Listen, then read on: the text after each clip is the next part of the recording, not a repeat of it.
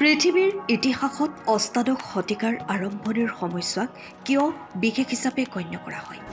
ভাৰতৰ প্ৰথমখন ৰেল কেতিয়া আৰু ক'ৰ পৰা চলিছিল?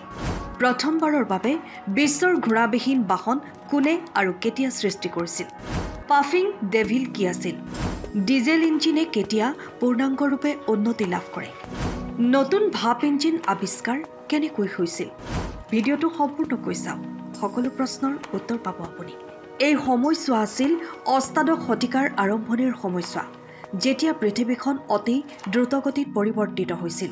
মানুহৰ চিন্তাধাৰা সলনি হৈছিল আৰু জীৱনটো জীয়াই থকাৰ অৰ্থও সলনি হৈছিল। এতিয়া কোনেও কেৱল খোৱা বোৱাত সীমাবদ্ধ থাকিব বিচৰা নাছিল। মানুহে নিজৰ জীৱনটো সহজ কৰি তুলিব বিচাৰিছিল আৰু সেইটো আছিল ইউৰোপৰ ঔদ্যোগিক যুগ। এই সময়ছোৱাত 1712 চনত থমাছ নিউকামাৰে এটা ইঞ্জিন আৱিষ্কাৰ কৰে, যিটো বৰ বেছি সফল নহল। তাৰপিছত 1776 চনত জেমছ ৱাটে নিউকমেনৰ তত্ত্বৰ ওপৰত কাম কৰি ভাপ ইঞ্জিন আৱিষ্কাৰ কৰে, যিটো আমাৰ বাবে এক বৃহৎ পৰিৱৰ্তন বুলি প্ৰমাণিত হ'ল। এই ভাপ ইঞ্জিন আৱিষ্কাৰৰ পাছতে ঘোঁৰাচালিত বাহন নিৰ্মাণৰ ধাৰণাটো বিজ্ঞানীসকলৰ মনলৈ আহিছিল। অষ্টাদশ শতিকাৰ আৰম্ভণিতে বহু অভিযন্তাই ঘোঁৰাবিহীন গাড়ী নিৰ্মাণৰ চেষ্টা চলাইছিল।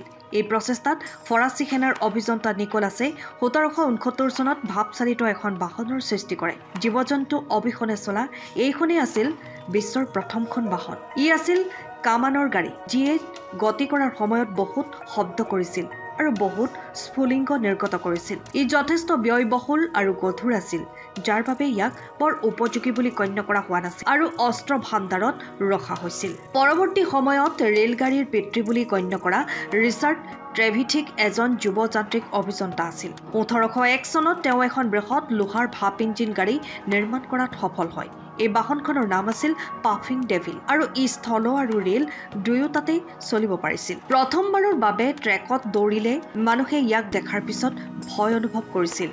পিছলৈ এই বাগীখন অগ্নিকাণ্ডত নষ্ট হয় যদিও ট্ৰেভিথিকে সাহস নেহেৰুৱাই 1803 চনত দ্বিতীয়বাৰৰ বাবে ভাপচালিত গাড়ী নিৰ্মাণ কৰে। এইবাৰ তেওঁ ইয়াক ট্ৰেকত চলাবলৈ ভাবিলে আৰু এটা কোম্পানীৰ সহায়ত ট্ৰেকবোৰ ৰখা হ'ল। 1804 চনৰ 21 ফেব্ৰুৱাৰীত এই বাগীখনত 25 টন লোহা আৰু 70 জন লোক আছিল আৰু ইয়াক ট্ৰেভিথিকে নিজেই চলাইছিল।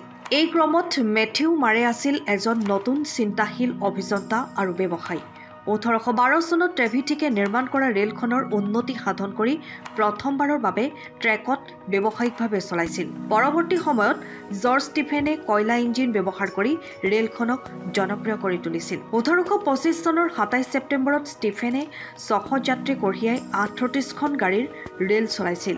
এই প্ৰথমখন ৰেলে লণ্ডনৰ পৰা ষ্টকটনলৈ ঘণ্টাত 14 মাইল বেগত যাত্ৰা কৰিছিল। পিছলৈ আমেৰিকাৰ অভিযন্তা অলিভাৰ ইভান্সে ভাপ ইঞ্জিনৰ উন্নতি সাধন কৰি উচ্চ চাপৰ ইঞ্জিন তৈয়াৰ কৰে আৰু 1897 চনত ৰুডলুক ডিজেলে ডিজেল ইঞ্জিন সৃষ্টি কৰি এক নতুন বিপ্লৱ কঢ়িয়াই আনে। 1912 চনত ৰোমান ছাউয়াৰে ডিজেল ইঞ্জিন ব্যৱহাৰ কৰি ৰেল চলাইছিল। ভাৰতীয় ৰেলৱেৰ ইতিহাসো চহকী হৈ আহিছে। 1853 চনৰ 16 এপ্ৰিলত বৰিবুন্দাৰ পৰা 35 কিলোমিটাৰ দূৰত্বৰ থানেলৈ ভাৰতৰ প্ৰথমখন ৰেল চলোৱা হৈছিল। এই ৰেলখন ব্ৰিটেইনৰ পৰা আমদানি কৰা চুলতান চাহিব হিন্দু নামৰ ইঞ্জিনেৰে টানিছিল। 1856 চনত ভাৰতত ভাপ ইঞ্জিন নিৰ্মাণ আৰম্ভ হয় আৰু ক্ৰমান্বয়ে ট্ৰেক স্থাপন কৰা হয়।